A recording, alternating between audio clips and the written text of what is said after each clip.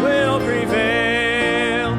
The Word still has its answers. The blood alone still saves. God is still our refuge, and the gospel still remains. Souls can still be rescued, for mercy still redeems. Rejoice, the tomb is empty, and Christ is still the King, the King.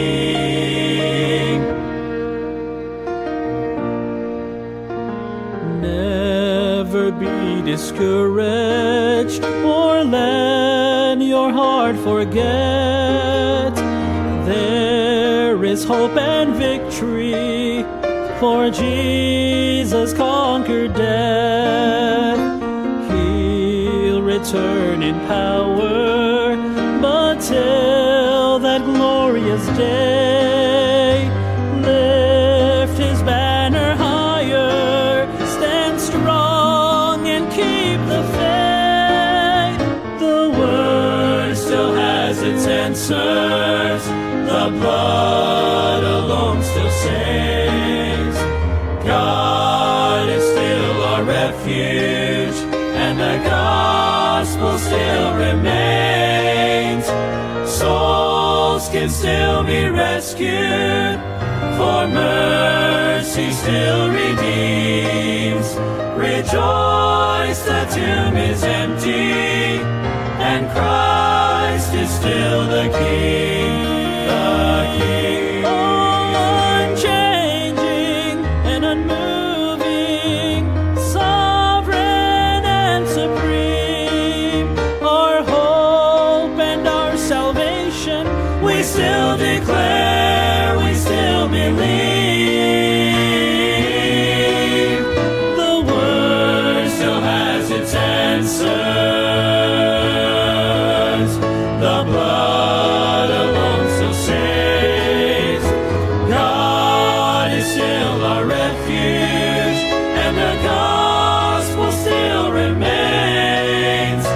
Souls can still be rescued, for mercy still redeems.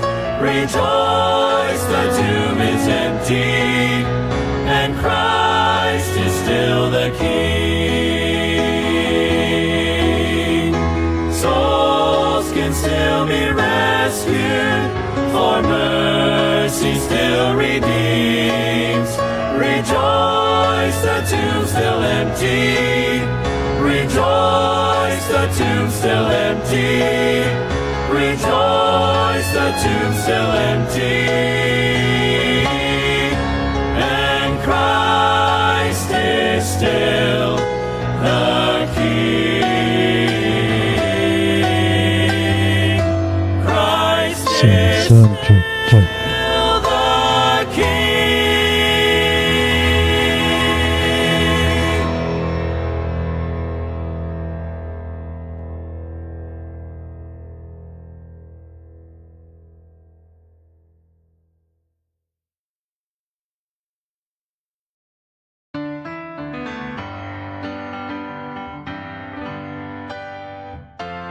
I'll roll to Timothy, I'm ready to be offered. The time of my departure now is at hand. I have fought a good fight, my course is now finished. A crown now is waiting when before God I stand. There is laid up for me a crown of bright glory. That is why I must run this race faithfully. There is reserved for me up in heaven a mansion. That is where I shall live eternally. Peter said, I've got an inheritance waiting. It's incorruptible and fades not away.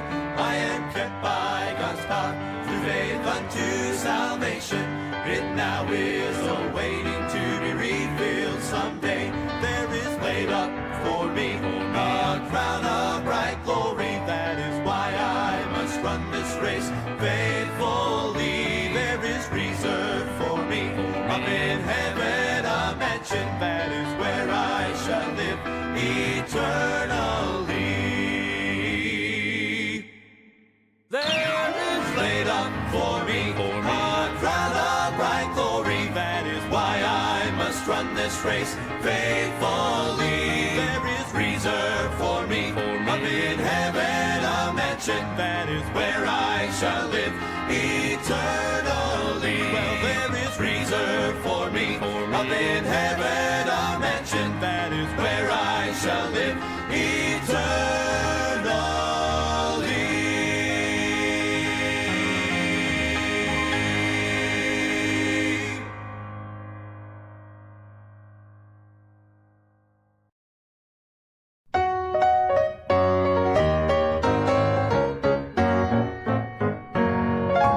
I've often wondered what heaven is like. Do the walls of jasper glisten in the morning light? Or will the crystal waters flow and carry praise on waves of glory? All the answers I will know when I take my flight. Make a bit of difference how large those mansions are. Fade off in the distance from the bright and morning star. So child, don't be disillusioned with all your questions here, 'cause you won't care or be disappointed when you get there. You will know that every question on earth has been erased when you kneel before His presence, all majesty displayed. So come and live with me forever in the place that God's prepared, where every question will be answered. Heaven awaits.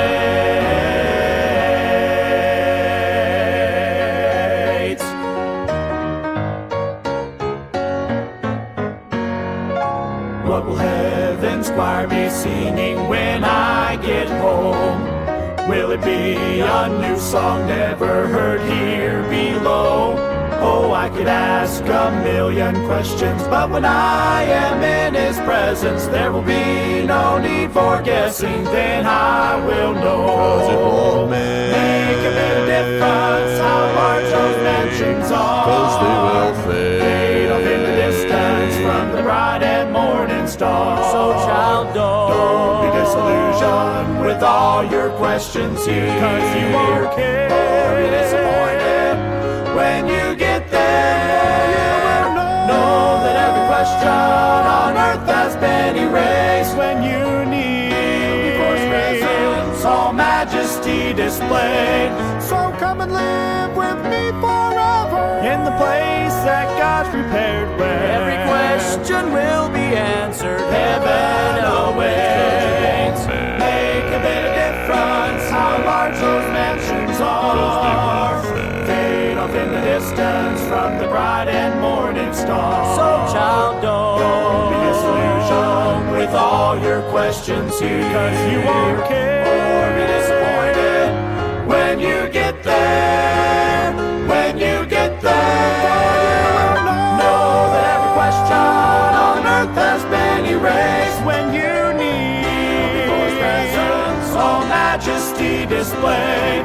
So come and live with me forever in the place that God's prepared, where every question will be answered. Heaven awaits.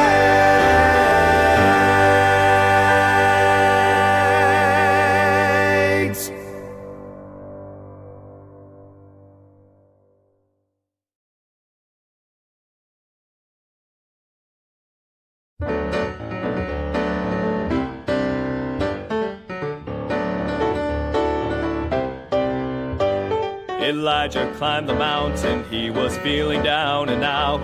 It seemed like he was all alone, the only child of God around. He waited for a great and mighty visit from the Lord. But the wind and the fire and the earthquake didn't speak. It was a gentle whisper that brought him peace. Expect the unexpected when God's about to move. He will meet our every need in ways we wouldn't choose. Be still and know He's in control, His power will come through. Expect the unexpected and watch what God will do. You're holding to the hope that your deliverance will come. It's easy to suppose you know just how the Lord will get it done, but He just might surprise you by the way He brings you out. His time and His will and His plan are never wrong. So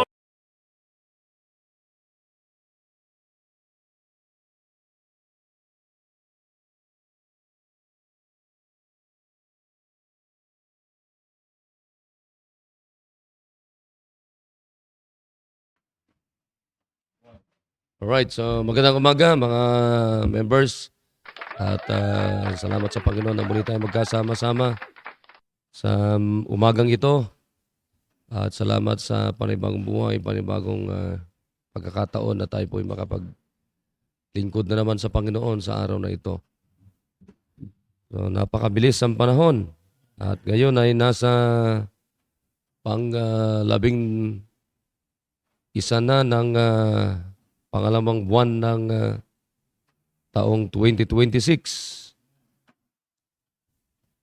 Magtatapos na naman ng February. So, napakabilis ang panahon. Kaya sinasabi ko sa inyo na kinakailangan planuhin natin, seryosohin natin. At ang pinakamaganda ay involve natin yung buong pamilya natin sa paglilingkod sa Panginoon. Yun ang pinakamalaga dyan. So, patuloy natin pinag-uusapan ano yung mga ginagawa natin bilang tatay, bilang nanay, mga anak, na lalo nating makikilala na lubusan ng Diyos. Hindi lang natin makilala lubusan ng Diyos, kundi may experience natin yung katapatan ng Diyos, yung kabutihan ng Diyos. Yun ang ating pinag-uusapan. Okay, so ngayon ay batiin ko muna yung mga nandito sa ating Facebook Live. Sino yung mga nandito dyan? Hindi naman nakabukas yung kanilang... O kasama natin sa Google Meet si Brad Tom. Hindi naman nakabukas ang camera ninyo. Si Domark. So, mas maganda buksan nyo yung camera nyo. Yamang nandiyan kayo sa Google Meet. Okay, dito sa ating Facebook ay kasama natin sila Sister Myra, si Sister Heidi, Sister Emilia, sila Sister Vicky, si Brother Juni, at wala pa. So maganda ipasa nyo to sa mga kagrupo nyo. Kayo mga leaders kasi dapat kayo ang magpapasa sa mga nyo, kagrupo nyo. Tignan nyo. Wala pang ibang grupo dito. Maliban sa mga konti pa lang.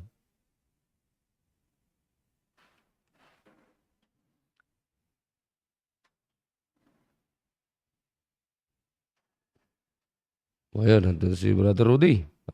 Maaga mga pulis ngayon Snappy mga pulis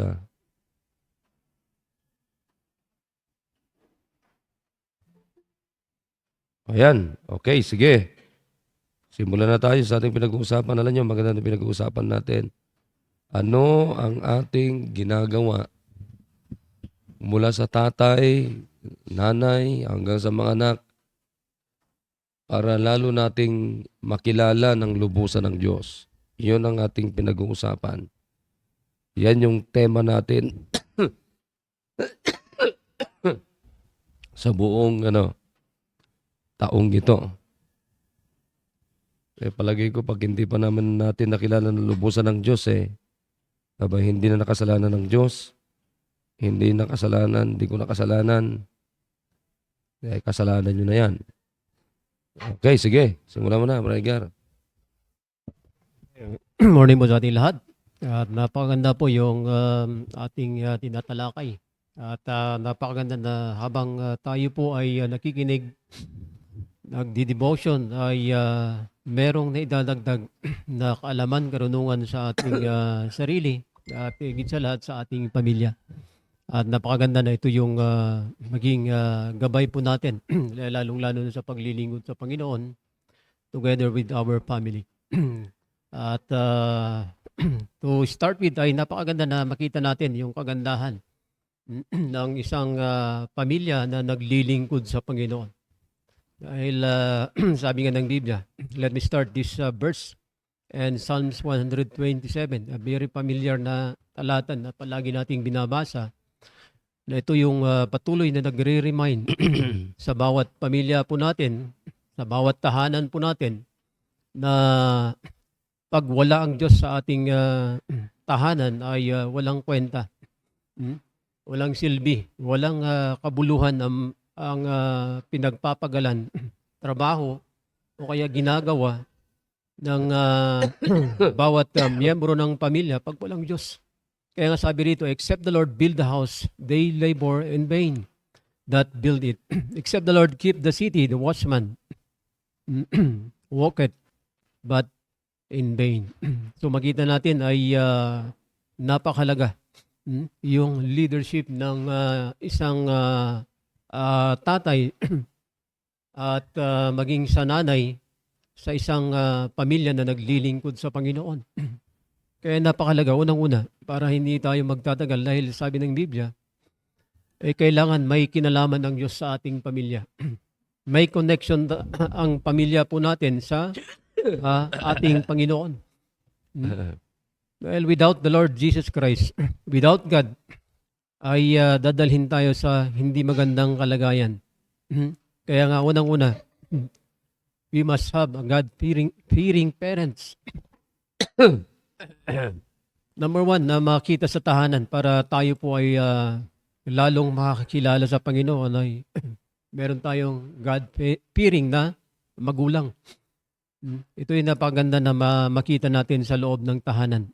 Dahil pag walang Diyos ang tatay, walang Diyos ang nanay, ay anong aasahan po natin sa mga anak at maging sa mga servants? Dahil ang isang tahanan ay hindi magiging masaya without a God-fearing parents. Na once na meron tayong God-fearing parents, ay dadalhin din tayo sa tinatawag nating paglilingkod na meron tayong tinatawag na God-fearing family. Because God-fearing family, sabi ng Biblia, is pinagpapala ng Diyos. Kung papansinin niyo, sabi yan sa chapter number 128, sabi yan, blessed everyone that feareth the Lord. Kailan nagkakaroon ng pagpapala ng pamilya? When we have a fear of the Lord. Kaya nga pag ang isang miyembro ng pamilya ay wala siyang pakialam sa Diyos. Ibig sabihin, wala siyang ginagawa para sa Panginoon, hindi nagsisimba, hindi nananalangin, hindi nakikinig ng salita ng Diyos, anong asahan po natin doon? Hindi po magiging happy family ang ating pamilya. Kaya nga sabi ng Biblia rito, blessed is everyone that feareth the Lord. At siyempre, ay sabi ng Biblia, lumalakad ayon sa Panginoong pamamaraan. Hindi po yung pamamaraan ng tao, pamamaraan ng mundo. Kaya nga ang simbahan ay kasama palagi ng ating pamilya. Once na humiwalay yung miyembro ng pamilya po natin sa simbahan, ay sigurado yan, mapapalayo, lalong-lalo na sa Panginoon, mapapalayo sa gawain ng Panginoon. Kaya napakaganda na ito yung makita natin na habang tayo po ay naglilingkod sa Panginoon, ay meron tayong batayan palagi sa ating pagpapamilya, sa ating pamilya, paano natin hubugin ang ating pamilya, di ba? Napakaganda na meron tayong God-fearing parents. Dahil dito ay lalong pinapasaya ng Panginoon ang bawat miyembro ng pamilya pag sila ay nakakilala sa Panginoon. Kailanman hindi magiging happy ang pamilya po natin pag walang Panginoon sa ating buhay. Kaya nga sabi ng Biblia, except the Lord, build the house. Dapat konektado lahat ang ginagawa po natin mula sa nanay, mula sa tatay, hanggang sa mga anak, hanggang sa mga servants. Dapat may connection palagi sa Panginoon. At sabi nga ng Biblia, and Titus chapter number 2 and verse number 4, ang magulang ay kailangan mahalin niya yung kanyang mga anak. Paano natin ipapakita yung pagmamahal natin sa ating mga anak? So let's train them. Kaya nga pag paulit-ulit na naririnig po natin sa ating pastor, pag may ginagawa tayo, isama natin yung ating mga anak. And that's the way how to train them. Kailan natin sinasama sila sa soul winning? Kailan natin sinasama sa visitation? Kaya nga napakaganda na ikasakasama namin yung aming anak palagi, pero napakahirap talagang isaksak sa kanila. Kung hindi pa natin isasama, hindi natin ituturo sa kanila kung ano yung dapat nilang gawin, lalong masisiro sila. Di ba? Lalong magiging negative yung kanilang pagkakilala sa Panginoon. Kaya napakaganda na i-train natin sila. Dahil yan naman sabi ng Biblia, train up a child in the way he should go. And Proverbs 22, verse number 6, di ba? Kailangan siguraduhin natin na isinasama natin ang ating mga anak. Sama sa soul winning, sa visitation, sa Sunday school, at higit sa lahat, sa simbahan. Kung hindi na natin madala ang ating mga anak sa simbahan, anong mangyayari? Hindi natin matitrain sila. At maging yung leadership natin bilang isang tatay, bilang isang nanay, ay hindi na nagiging maayos. Kaya nga sabi ng Biblia, except the Lord, build the house. At walang kabuluhan yung ginagawa natin pag hindi natin natuturuan ng maayos ang ating mga anak. Binabanggit yan sa Deuteronomy chapter 32 verse 46 na kailangan natin turuan sila. Teach the children. Let's teach our children to obey God. So kailan sila naging masunurin sa Panginoon, di ba? Hindi natin aasahan na susunod sila sa Panginoon pag hindi natin sila tuturuan, ititrain mismo bilang isang mga magulang. Kaya nga napakalaga na matrain natin mula sa salita ng Diyos ang ating mga anak. Kaya nga ituro natin ano yung dapat nilang gawin. Mahirap man talagang i-train dahil sa kapanahunan ngayon ay talagang ang daming kaagaw. Ang dami ng pwedeng isinasaksak ng mundo sa ating mga anak na ang hirap nilang saksakan ng salita ng Diyos. Kaya napakahalaga na makita natin ng ating mga anak ay talagang magkaroon sila ng pagkakilala sa Panginoon. So let's train them. So hindi lang God-fearing parent, but we have a God-fearing children. Di ba? Napakaganda na makita natin because that is a command of God na ang ating mga anak ay magkaroon din sila ng pagkakilala sa Panginoon. And Exodus chapter 20 verse 12, nakasaad doon, honor thy father and thy mother that they may be long upon the earth, upon the land. Para lalong humaba ang buhay ng ating mga anak, kailangan nilang matutunan na i-honor ang Diyos sa kanilang buhay. Magkaroon sila ng God-fearing children. Dahil yan naman ang dapat na masumpungan ng ating mga anak. Kailangan natin ituro, manumanuhin. Sabi nga ng ating pastor ay talagang man-to-man ang pagtuturo sa kanila. Manumanuhin natin. Dahil pag hindi natin gagawin yan, ay huwag nating aasahan ng ating mga anak ay magkakaroon ng pagkatakot sa Diyos. Pagkakilala sa Diyos. Hindi nyo ay sabi natin na araw-araw nasa simbahan. O kaya every Sunday nagsisimba. Pero makita natin yung buhay nila ay hindi pa rin maayos. So kailangan manumanuhin natin. Kung kailangan na isama natin palagi sa ating ginagawa para sa Panginoon, ay isama natin. Dahil unang-una ay hindi yan hindi yan automatic. Pag yan ay pumupunta sa simbahan, umaaten ng simbahan. Yung sabi nga ni pastor, umaaten lang sila. Pero wala silang tinatanggap. Kaya kailangan ipakilala natin ng lubusan ng Panginoon. Ituro natin kung ano yung dapat nilang gawin para magkaroon sila ng tinatawag nating God-fearing na pamumuhay. Kaya yan yung dapat maituro natin. At hanggang sa ating mga kasama sa bahay, ay ituro rin natin. Magkaroon din sila ng God-fearing na pamumuhay. God-fearing servants. Dahil yan naman ang itinuturo ng Biblia sa atin. Hindi lang sa ating pamilya, maging sa ating mga servants, maging mga kasama natin sa bahay. At napakaganda na yan yung maipakilala natin sa Panginoon. At napakaganda na pag pumunta tayo ng area, sabi nga ng ating pastor, paano natin mag-glorify ang Panginoon? Paano natin ma-worship ang Panginoon sa ating buhay kung hindi naman natin nakikita yung miyembro ng ating pamilya na naglilingkod sa Panginoon? Sabi nga wala naman silang ministry. Bihira naman nakikita sa simbahan.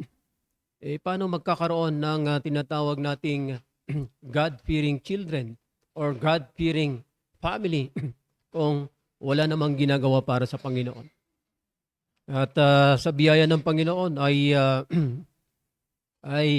at least kami na nasa simbahan ay hindi man biglaan o hindi man perfect. Pero andoon yung aming pagbabantay sa aming mga anak. Sa araw-araw na lang ginagawa. Hindi naman oras-oras, pero at least nakikita namin araw-araw. Hanggang sa devotion ay nababantayan namin ang aming mga anak. At sinisigurado namin na sila ay nakikinig ng salita ng Diyos. Kaysa naman walang napapakinggan, di ba? Mas maganda yung merong napapakinggan, nababantayan natin yung ating mga anak hanggang sa kanilang activities sa labas ng ating bahay. At ako naniniwala, pag meron tayong God-fearing parents, God-fearing children, ay masasabi rin natin, isa yung sinabi ni David dito, "Blessed is everyone that feareth the Lord, that walketh in His way."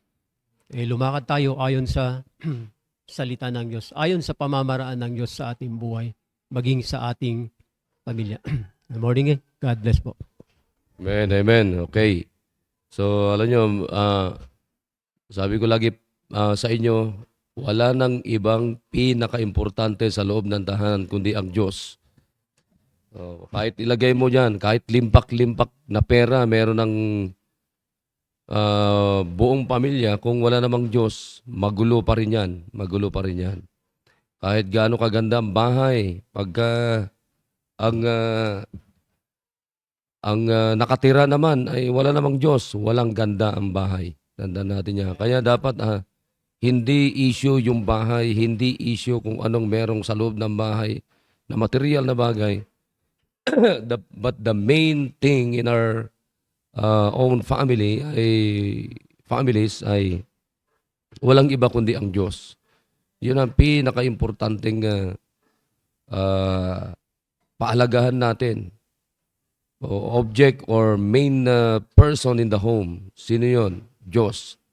Kasi kita na natin yan eh. Kita na natin. Pagka walang Diyos ang pamilya, I mean yung totoong Diyos talaga, anong nangyayari sa loob ng pamilya? Magulo. Magulo. Walang kwenta. Yan ang ano yan. Okay, sige, pakinggan natin si si Dumark. At tama-tama na dyan si Brad Tom. Pakinggan natin mamaya. At si Brother Rudy. Bihira. Sino yung mga tatay dyan na Domark? Si Brother Rudy, si Brother Rolly. Tatlo kami sir. Tatlo lang kayo. O, sawa na sila. Ayaw na nila itong ginagawa natin. Pero sige rin lang. Patuloy lang tayo. Nanay, ilang nanay nandi dyan? 4 po sir. 4. Samantalang daming tao dyan. Ilan naman ang kabataan dyan? Si JR at si Chay Chay. Sila lang. Oo po sir. Wala na. Alam nyo,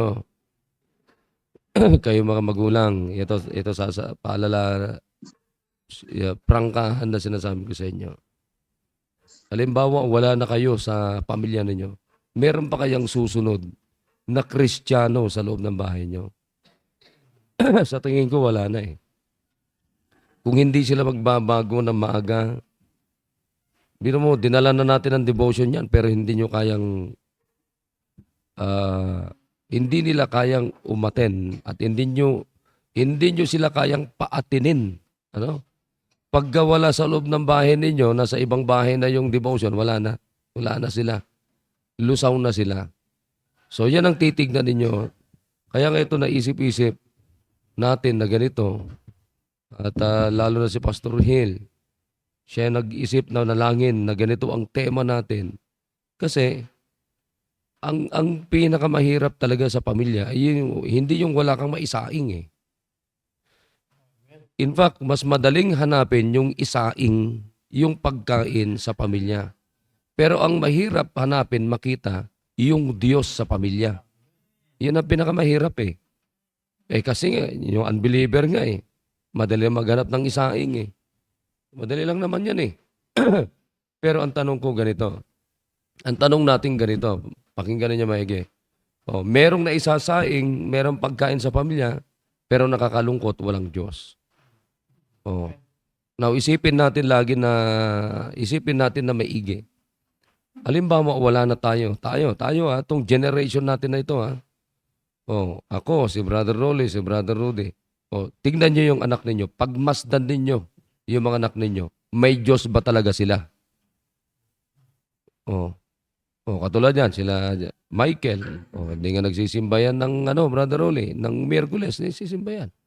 Walang involvement yan. Sila Michael, sila Mary Joy.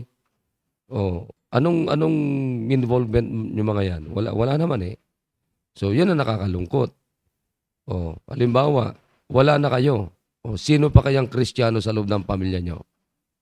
Sa tingin ko, wala nang susunod eh. Kung hindi sila magbabago na maaga.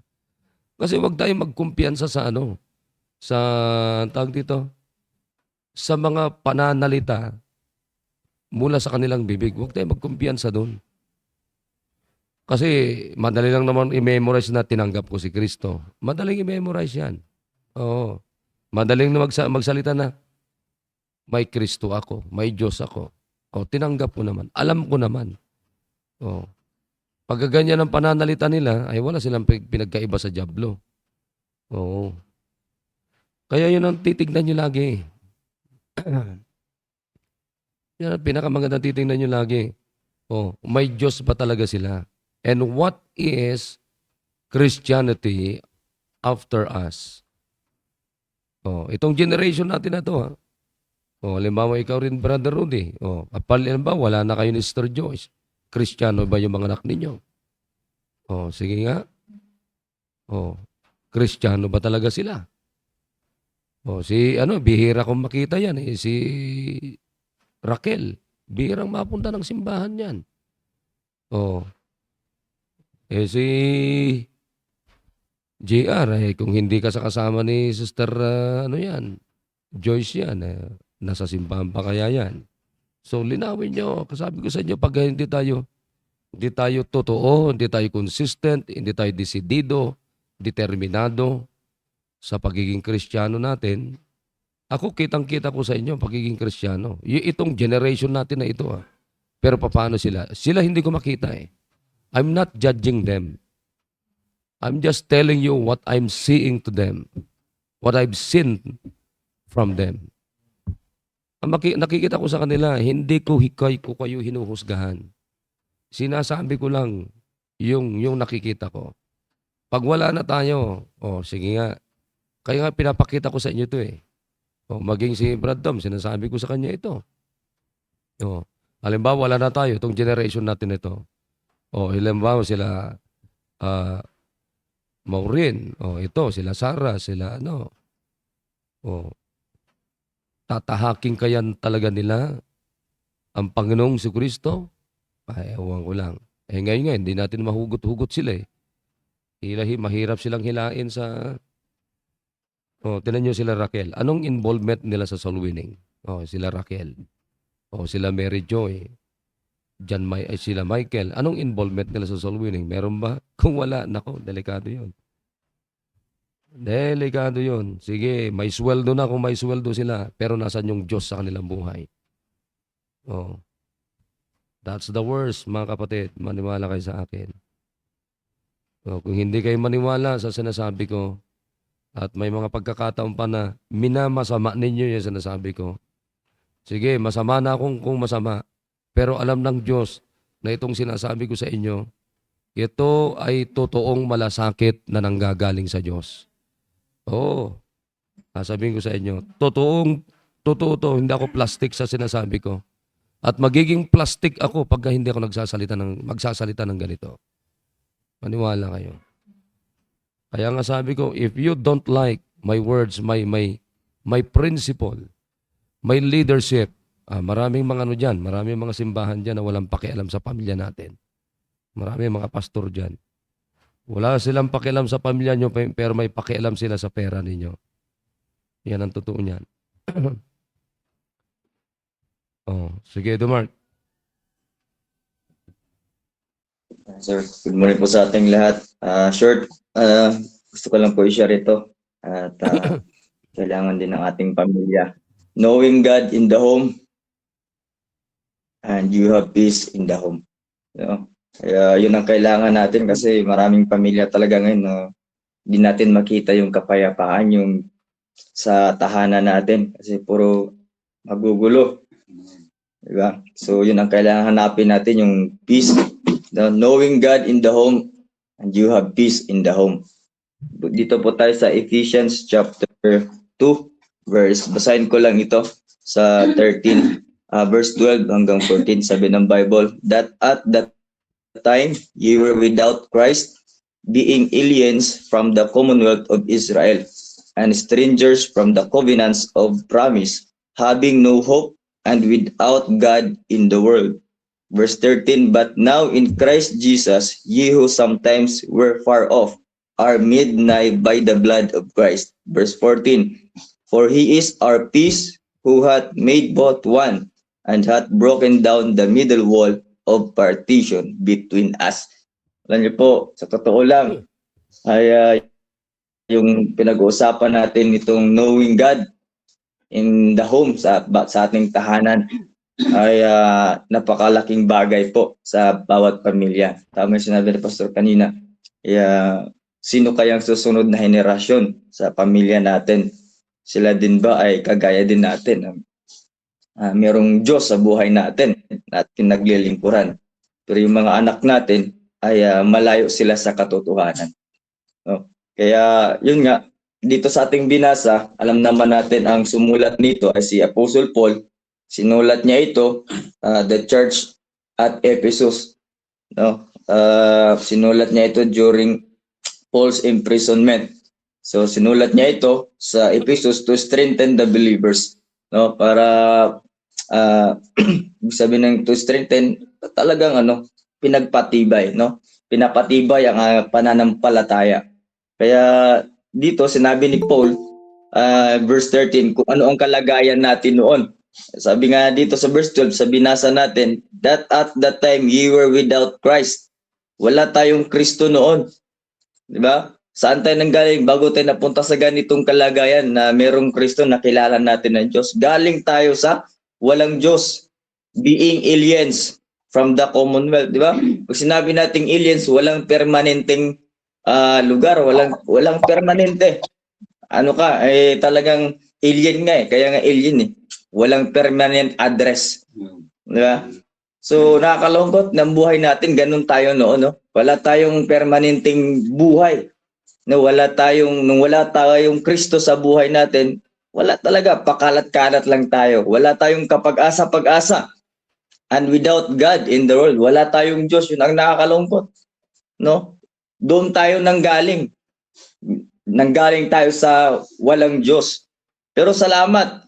Verse 13, sa anong sabi ni Paul? But now in Christ Jesus, ye who sometimes were far off are made nigh by the blood of Christ. Verse 14, for He is our peace. Diba? Ano yung peace na sinasabi dito ni Paul? Yung peace dito is prosperity. The word prosperity is advance or gain, successful progress. Yan yung ibig sabihin dyan, yung peace dyan, prosperity. No? Nagpo-prosper ka. The word peace dito na tinutukoy ni Paul, ang tinutukoy niya dito is ang Panginoong Hesukristo. No? Kaya sa buhay natin, paano tayo magpo-prosper kung wala si Kristo sa pamilya natin? Hindi tayo magpo-prosper, hindi tayo lalago, hindi tayo magagamit sa gawaan ng Panginoon kung hindi natin siya kilalanin ng maigi sa buhay natin. No? Pangalawa, ibig sabihin peace dito is quietness. It means freedom from disturbance. Alam niyo po, pag meron kang peace, malayo ka sa kaguluhan, no? Malayo ka sa disturbo ng mundo. Pero nakakalungkot ay kaya magulo ang pamilya natin, walang kapayapaan kasi ginulo tayo ng mundo eh. 'Di ba? Ginulo tayo ng kamunduhan, ng sanlibutan, kaya walang kapayapaan. Pero sa Panginoon, meron tayong peace, no? Meron tayong quietness, meron tayong freedom from disturbance. No, malayo tayo sa kaguluhan. Kaya tamang-tama pag ikaw talaga ay anak ng Diyos, totoong meron kang Kristo sa buhay mo, malayo ka sa kapahamakan. No, malayo ka sa disturbo ng mundo. Bakit? Kasi nag-i-enjoy ka na, naglilingkod sa Panginoon eh. Lalo na pag buong pamilya mo, ay napakasaya maglingkod sa Panginoon, nakasama ang pamilya mo. Kaya yun yung ang goal natin eh, sa ating family devotion, na yung mga anak natin na malayo, wala sa ministry, wala sila sa hulog, nasa mundo sila, alien sila ng mundong ito, di mo alam kung saan sila pupunta, anong direction nila. Kaya yun ang trabaho natin, yun ang gagawin natin sa kanila. Ipakilala natin sa kanila ang Diyos, especially sa atin ng mga tatay, mga magulang. Yun ang dadalhin natin sa kanila. No, dinadala natin sa kanila yung salita ng Diyos. No, yung kapayapaan, kasi walang ibang kapayapaan kundi ang Panginoon eh. No? Pangatlong ibig sabihin ng peace is rest. The word rest is to be calm. No? Pag ikaw ay meron kang Kristo, kalmado ka, hindi ka bara-bara. Hindi ka yung parang pag may lang, tunog ng butikin na mahulog, takot ka na. Magtatago ka na. So, yung lang sinasabi mo, so pag Kristiyano ka, kalmado ka lang. Di ba? Bakit? Kasi punong-puno ka ng salita ng Diyos. Alam mo yung gagawin mo. Kaya tamang sinasabi, Pastor, naggumawa ng plano. No? Gagawa tayo ng plano sa pamilya natin. Paano ba ma-involve ang ating mga anak sa gawain ng Panginoon? Paano ba tayo magkakaroon ng ministry sa gawain ng Panginoon? Kasi wala naman tayong ibang pupuntahan na maging mapayapa ang ating pamilya, ang ating tahanan, kundi sa Panginoon lamang. Di ba? Anong sabi dito sa verse 19? Ephesians 2 verse 19. Now therefore ye are no more strangers. Nung meron na tayong Kristo, nakilalan tayo sa Panginoon. Anong sabi ni Paul? Now therefore ye are no more strangers and foreigners. Hindi na tayo pakalat-kalat. Hindi na tayo strangers. Sino na tayo ngayon? But fellow citizens with the saints and of the household of God. So yun ang goal natin. 'Di ba? Dapat sabi nga, kalimutan na natin yung nakaraan, nakalimutan na kung tayo, meron na tayong Kristo ngayon, huwag na nating balikan yung luma nating pagkatao, yung buhay na walang Diyos. No? Kaya makita natin, in verse 21, in whom all the building fitly framed together groweth unto an holy temple in the Lord. Kaya magpapasalamat tayo na meron tayong simbahan, no? Na dito tayo tinataniman ng salita ng Diyos para tayo ay lumago, no? Lahat na bawat pamilya ay lumalago sa Panginoon. Bawat isa sa atin mula sa tatay, mula sa mga anak hanggang sa ating mga tatay, anong makita sa atin? Na anong ginagawa ng church sa buhay natin? Tinutulungan tayo para lumago, no? Lumago sa Panginoon. Makilala lalo ang Panginoon sa buhay natin. Kaya pag wala din natin kilala ang Diyos, pag di natin kinikilala ang Diyos sa buhay natin, walang peace ang tahanan natin. No? Walang kaayusan ang tahanan natin. Magulo. No? Magulo ang tahanan natin.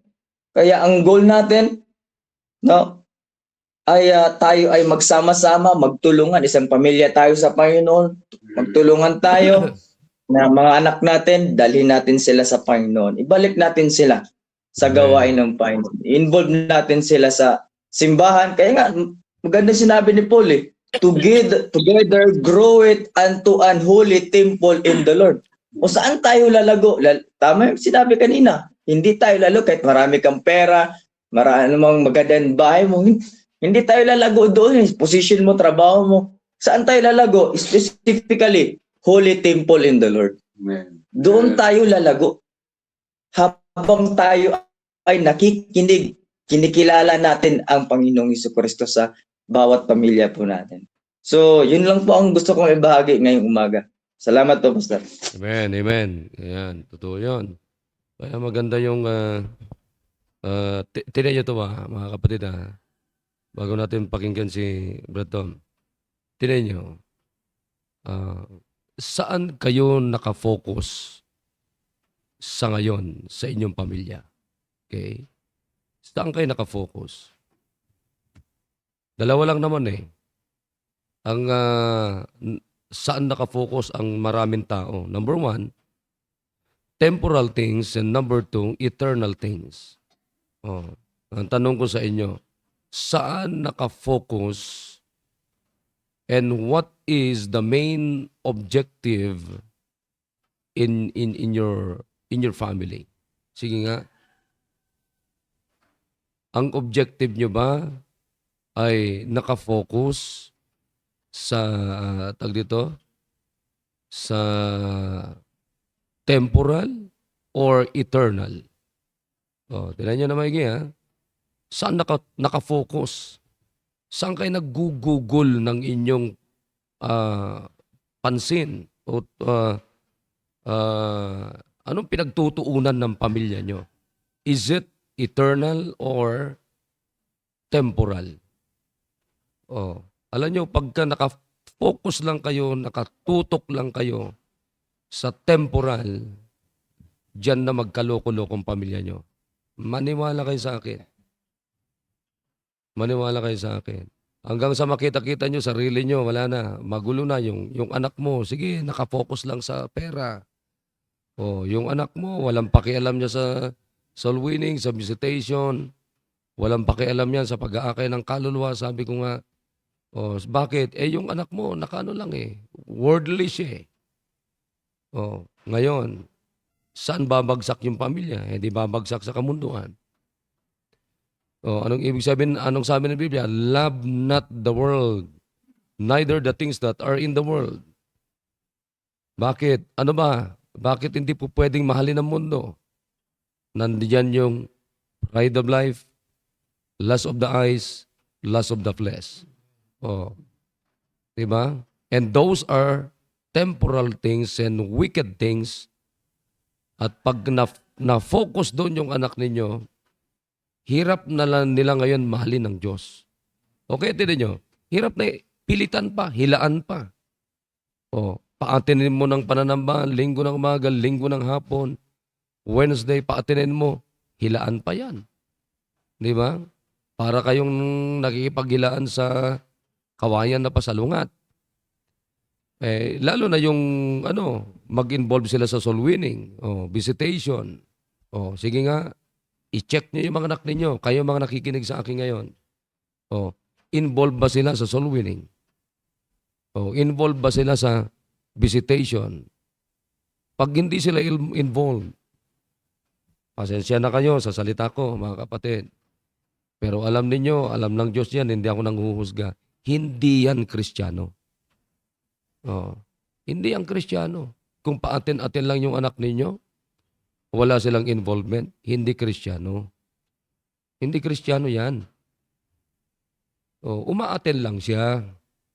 Oh. Bakit ko sinabing hindi Kristiyano? Sino yung mga Kristiyano na tinawag sa Book of Acts? Yan yung mga soul winners. Oh, yan yung mga nakitaan nila sa pag-aakay ng kaluluwa. And they called them first Christians at Antioch. Oh, Acts 11:26.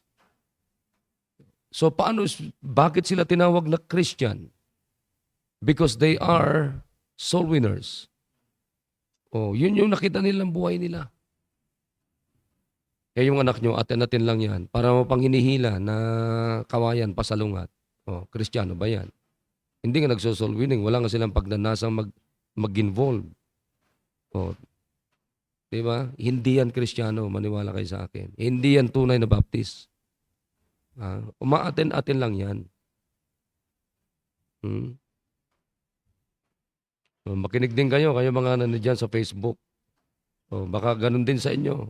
Marami mga magulang dyan, atin-atin lang yan. Pero ang tanong ko, Kristiyano ka ba talaga?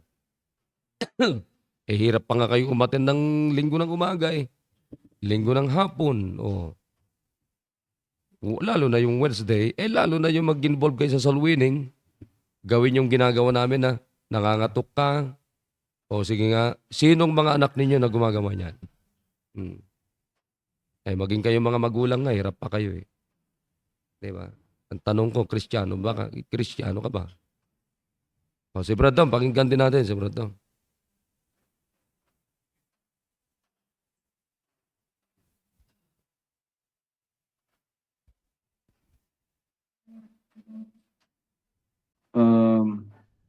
Let me just add yung sinabi ng Romans 10:17.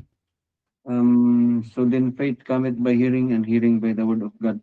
At God's word is a key part of building a Christian foundation.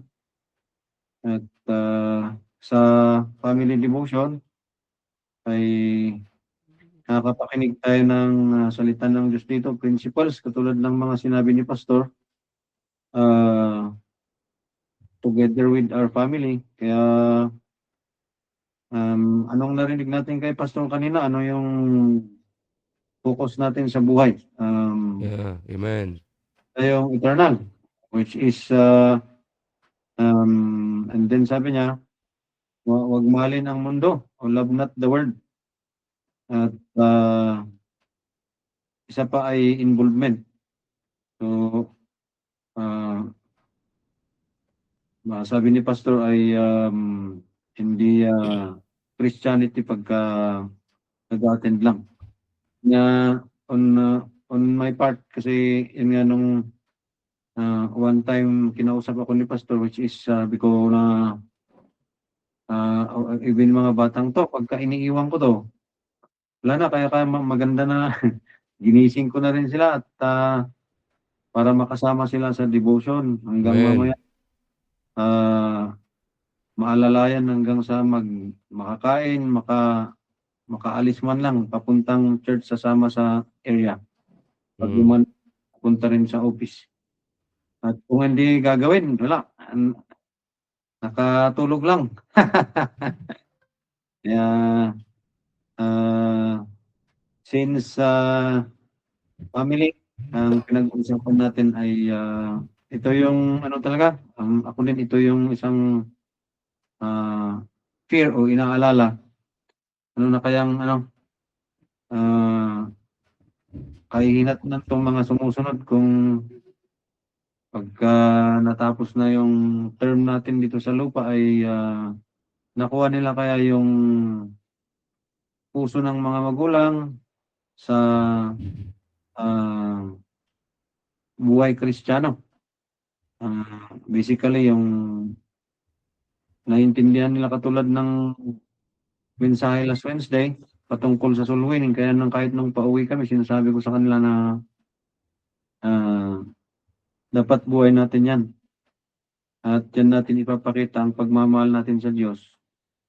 Pagkamahal natin yung lost na kaluluwa. Thank you po. At may mga prinsipyo na hindi lang ako ang nakapakinig, kahit may mga kabahay ko. At as per principle, maitatanim sa puso ng bawat isa na let's just pray na mamunga sa buhay ng nakapakinig, hindi lang sa atin mga magulang, kundi kahit pang mga sumusunod na generasyon. Salamat po sa pribilehiyo, Pastor, at sa opportunity. Amen, Thank you po. amen. Yes, sir. Amen. Thank you, Brother Tom. Oo, totoo yun. Kaya, kinakailang gumawa tayo ng hakbang. Kasi pag hindi tayo gagawa, na mag-move on the first step, mga kapatid, to get involved yung ating mga pamilya, wala silang gagawin. Maniwala kayo sa akin. Wala silang gagawin yan. Grabe ang ano ng mundo ngayon. Oh. Sige. Mamaya, pakinggan din natin si Brother Rudy nung ginagawa niya para makilala lalo ang Diyos sa pamilya niya. Dapat hindi lang naman si Sister Joyce. Ako muna. Meron ako malagang sasabihin sa inyo. Sabi ng Bible dito, buksan natin yung Bible natin. Dito tayo sa Numbers chapter 2. Numbers chapter 2. Okay, sabi dito, and the children of Israel did according to all that the Lord commanded Moses. So they pitched by their standards, and so they set forward, and everyone after their families, according to the house of their fathers. Now, pakinggan nyo na mahigit, no? Ang gusto kong i-emphasize sa inyo ngayong umaga ay mag-set kayo ng standard sa inyong pamamahay. Okay? Mag-set kayo ng standard. And the Bible must be the standard of our daily living in the home. Okay? The Bible must be our settled standard. Sabi nga ng Bible, the Word of God is settled in heaven. Okay? Yan ang maganda dyan. Ang kagandaan sa Biblia, pag yan ang sinet natin at settled standard sa ating tahanan, ay hindi yan magbabago. Kundi siya yung nagbabago ng ating maling standards sa buhay. Yan ang kagandahan yan. Pag sinabi nating standard, yan yung barometer, measure or measurement natin, yan yung yardstick natin, yan yung nagbibigay ng grade o grado sa ating pamilya. Yan nga yung ano natin, barometer natin, yardstick natin. In other words, yan yung rule o rules ng ating buhay, ating pamilya. Yan ang pinaka-the best. Kumpleto na yan, mga kapatid. Wala ka nang hahanapin pa sa salita ng Diyos. Now, number 1, pakinggan nyo na maigi. Ito ang standard ng ating daily living in the home. Okay? Pag ito ang ginamit natin, Biblia, at wala namang iba pa, para makilala ng lubusan ng Diyos, this is the perfect standard. Lahat. Okay? Kaya nga sabi ko sa inyo, the Bible must be the settled standard of our daily living in the home. So, tinan nyo na maigi, ha? Halimbawa, sa relationship na mag-asawa. Nandiyan yan. Okay? Wives submit, husbands love. Okay? children obey. Yan ang standard. Okay? Wala nang ibang standard yan. Pangalawa, para kilalanin ang Diyos, Bible pa rin. Mamuhay sa Diyos, Bible pa rin. Kompleto na ito eh. Kaya nga sabi ko sa inyo for 2 Sundays na preaching ko, mga kapatid, ay the Bible is the final, the complete and the final pinali na yan na patayan natin, batayan natin, basehan natin, pundasyon natin sa lahat-lahat ng ating takbo ng ating kanya-kanyang pamilya. Sa kasuotan, yan ang standard natin. Alam nyo ba na mahalaga yung standard? Halimbawa, tanan nyo na maigi ha, sa PMA may standard yan. Sa PNPA may standard yan. Sa UC may standard yan. Lahat niya may kanya-kanyang standard. Tanong, sa pamilya nyo may standard pa? Yan ang tanong ko sa inyo. Anong standard ng pamilya ninyo?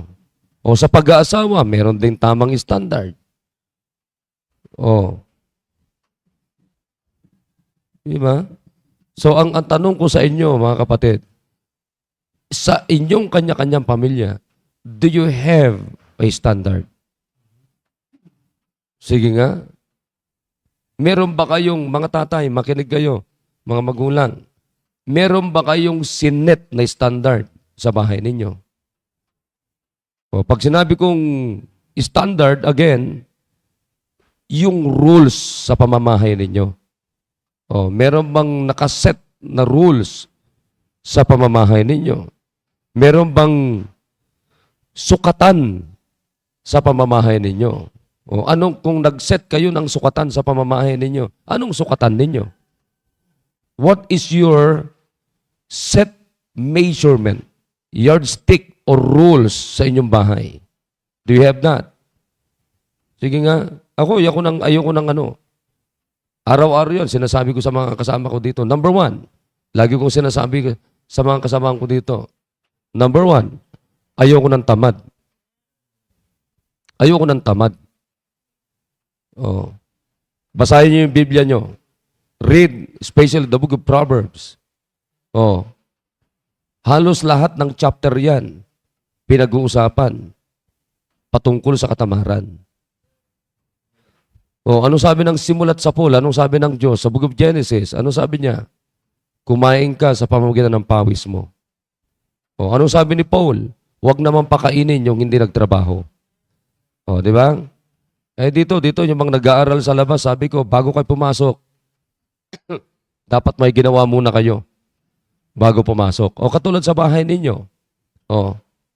My goodness. Alam nga kayo mga magulang pa ang magluluto ba? Lalaki na katulad yan. Halimbawa sila Sarah. Marunong bang magluto yan si Sarah, Brad Tom? Baka marunong bang magluto ng dinengding yan? Baka puro hotdog lang. Hotdog. Ang niluluto niyan. Kasi alam ko, yung ganun lang eh. Kasi yun ang gusto ng mga bata ngayon eh. Hotdog, tusino, longganisa, pritong itlog. Doon lang ikot-ikot. Noodles. Ganun lang. Pero sinong marunong magluto ng pinakbet na sa mga anak natin? Pinakbet, dinengding. Ewan ko lang ha. Sinong nagluluto dyan na mga anak natin? Di ba? Sinong nagluluto dyan? Paggising ng umaga.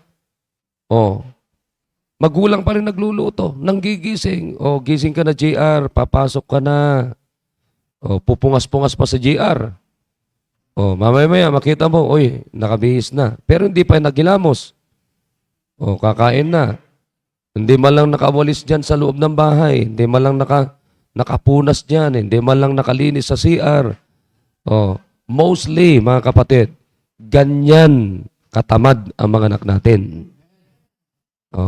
Ngayon, ang tanong ko sa inyo, ano ba talagang sinet ninyo na rules? Ano bang standard ninyo? Di ba? Halimbawa, sa kasuotan din. O, ano ang standard ninyo sa kasuotan? O, di ba? Marami ako nakikita dyan, taga-village. Nakapantalon na, pati mga nanay. O, mga siraulo. Ha? Pasensya na kayo sa salita ko, pero siraulo lang hindi sumusunod sa standard ng Biblia.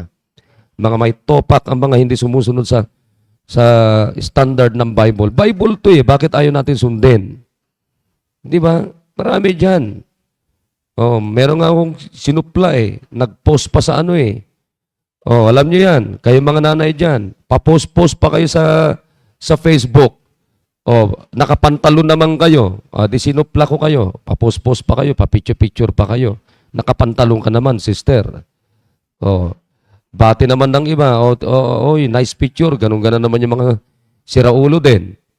Pasensya na kayo sa word ko. Kaya ako nagsasalita ng ganun. Because you know that the Bible must be our standard. Matagal na kayo. Sa totoo lang. Oh, pero pasaway kayo. Pati mga nanay dyan, mga pasaway. Ha? Kaganda-ganda ng standard ng Biblia. May standard sa relationship sa mag-asawa. May standard na tinuturo siya, Bible. Pagdating sa relationship ng pamilya. May standard pagdating sa pananalita. May standard pagdating sa kasuotan. Oh, di ba? Lahat yan eh. Kompleto na eh. Kaya nga complete. The Bible is our complete and final standard in our daily living. Oh, sa pananalita natin. Oh, sa relationship ng mag-asawa. O paano mo tratuhin yung ano mo? Lahat kompleto na yan eh.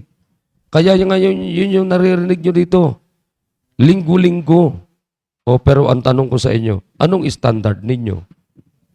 O, pagdating sa kasuotan, lahat yan, nandiyan yan. O, di ba? Ang tanong ko sa inyo ngayon, anong standard ninyo sa bahay ninyo? O, nakakalungkot, wala malang standard. Dito sa amin, kami mga full-time dito. Number 1, sabi ko, ayoko ng tamad.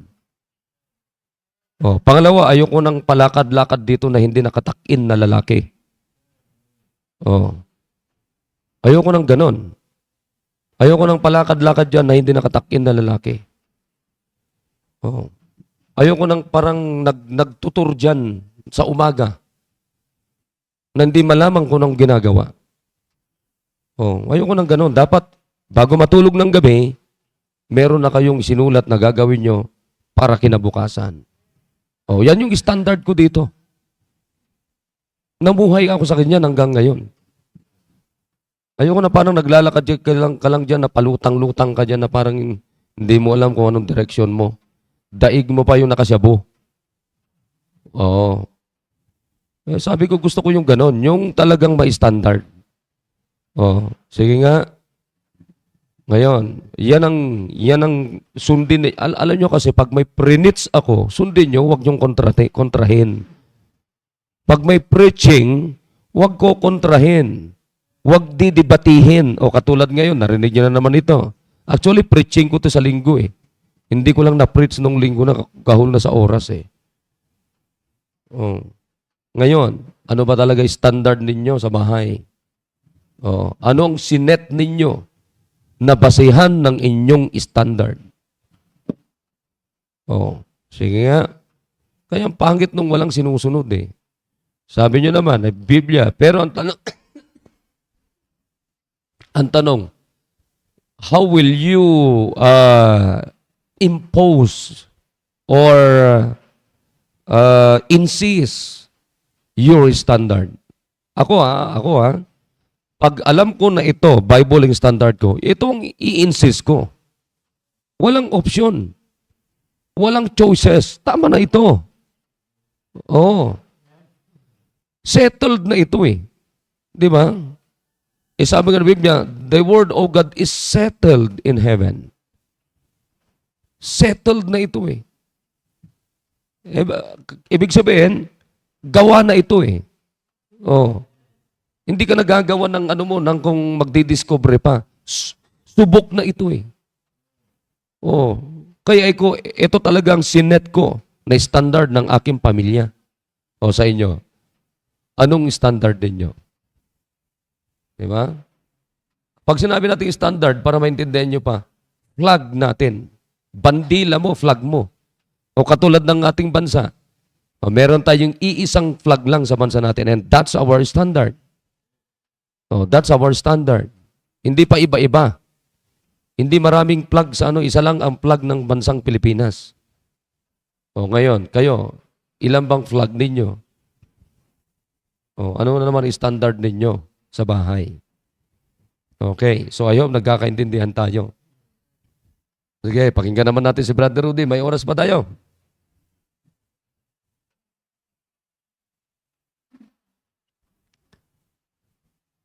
Ano naman ang ginagawa mo, Brad, para makilala nyo ng lubusan ng Diyos sa pamilya nyo? Kasi wag lang dapat Sister Joyce din ang nagtatrabaho Dapat may gagawin ka rin bilang ama ng tahanan. Pangit na siya lamang.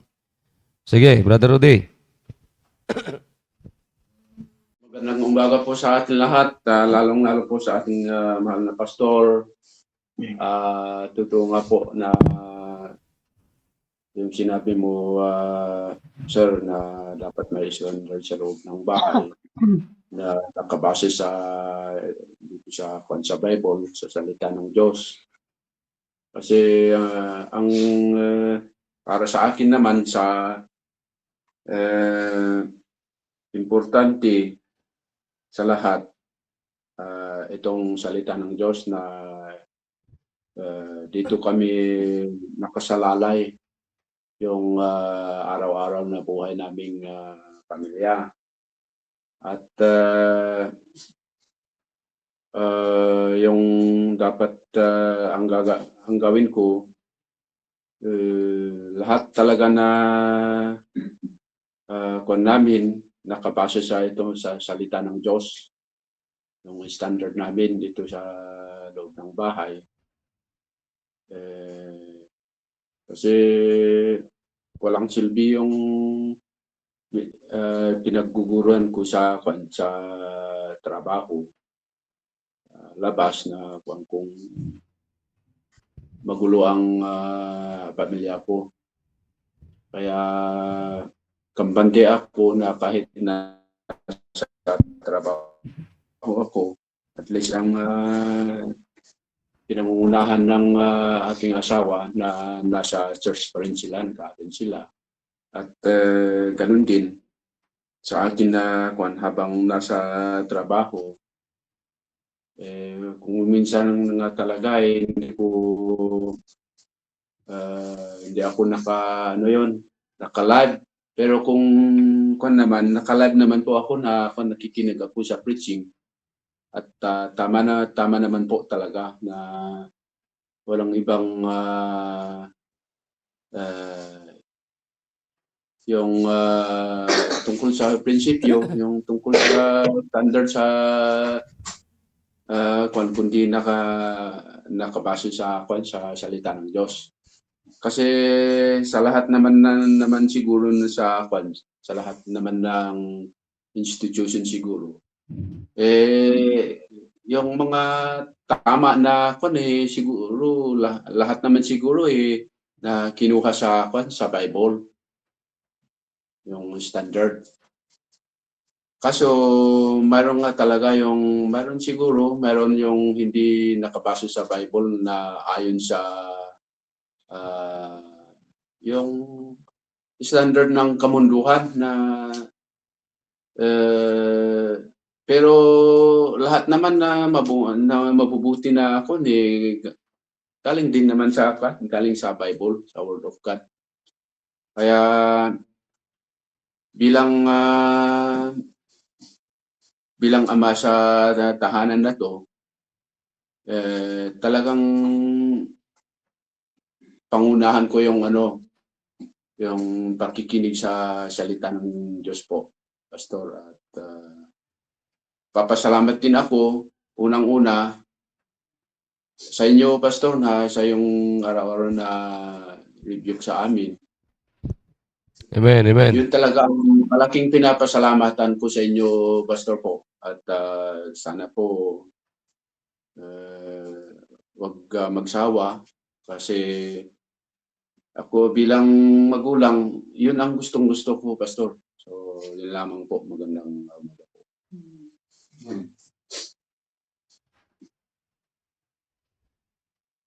Amen. Okay, so tama yon. So, alam nyo, yamang alam naman natin na tama itong Biblia natin, ito totohanin natin. Itong talagang isaksak natin sa puso at isip ng mga anak natin. No option dito. Kinakailangan na hindi optional ito. Their only option is to get and receive the Bible. Okay? No other option.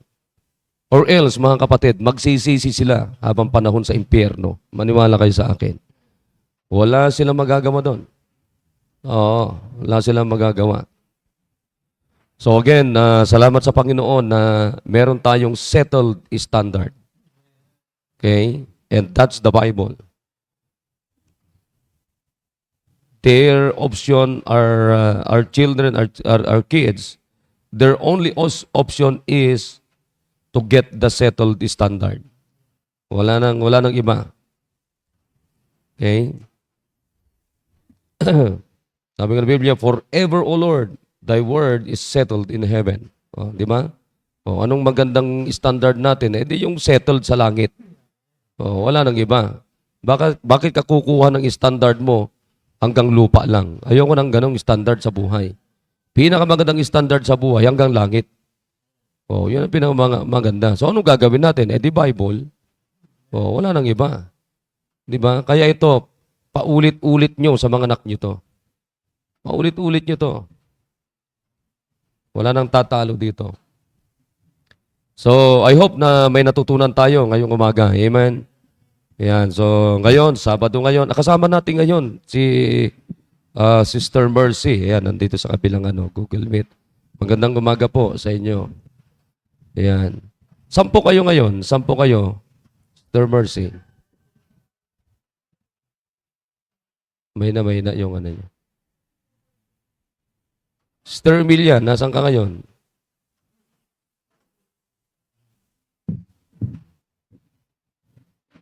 Hindi, kasi lipat-lipat sila, Sister Emilia eh. Nasa Saudi ka ngayon or ibang bansa?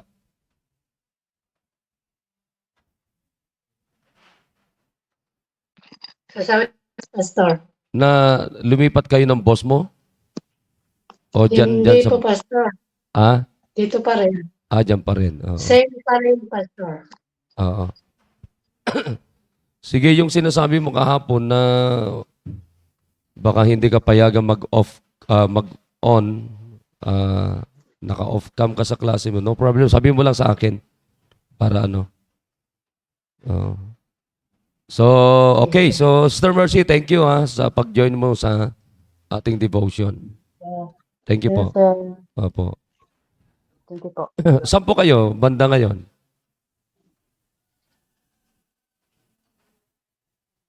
Singapore, Pastor. Ha? Singapore, Pastor. pambira layo. Ayan. Thank you sa pag, niyo po. Ako po bukas, Pastor. Opo. Salamat po. Meron naman po dito yung Baptist Church na atinan ko. Opo. Ingat po kayo dyan, ha? Ingat po kayo. Oh, join lang po kayo. Lalo na po sa, sa mothers, Pastor, yan. Opo, thank you po. Sa mga taga-village, sama kayo sa soul winning, kanya-kanyang area, visitation.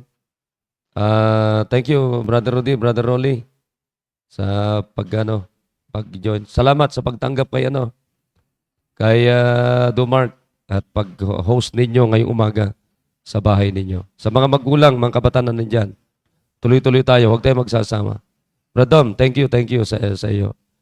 Oh, parang gumaganda yung mansion mo, ha. Oh. Sige, sa mga nandito sa Facebook ay thank you sa sandali, batiin ko lang sila, sandali. Kaya kasama natin sila kanina, sila Krisha, Sister Jubilita, Sister Heidi, si Rolyn. Wala na, nag-ano na tong ano ko. Si Maricel, ayan, pamira, dumadaming pulis natin. Ayan, okay, sige. Mag-pray tayo. Bradom, pray ka. Pray tayo, pray. Nalangin, dakila naming Ama, salamat po sa paggising niyo sa amin. Ayan, salamat po sa pagbigay niyo ng bagong buhay, Panginoon. At pribileyo na ma-enjoy ang maghapon na higit sa lahat yung salita niyo na narinig namin ngayong early morning. At thank you kay Pastor sa bawat kapatid na nag-attend. Bless niyo po itong natutunan namin at help us, Lord, na ipamuhay sa araw-araw, Panginoon. Ito niyo pong pagpalain ng aming simbahan, pamilya ng pastor namin, ang bawat pamilya, Panginoon, ng the Baptist Church of GMA. At bless niyo rin ang soul winning visitation, maging ang service mamaya. At salamat po sa pagmamahal niyo sa aming Panginoon. Patawad, Lord, sa aming makasalang nagawa. Aming dalangin sa pangalan ni Jesus. Amen. Amen. Okay, so thank you so much. Thank you, Sister Mercy. Ingat kayo dyan sa Singapore, Sister Emilia. Bye-bye. God bless you. Love you all. Sa village, Bradom, sige. Prepare na tayo. Salamat po. Okay, so salamat sa mga nandito. Pasensya na kayo, hindi ko kanina nabanggit. Wala nang lumabas sa aking ano. Ma'am Flor. Oh, magdininang ka na, Ma'am Flor. Oh. Lapit ng kasal ni ano. Lapit ng kasal ni Banining. Sige. Okay, bye-bye sa atin lahat. Oh, Stephen, sama ka ha. Sige.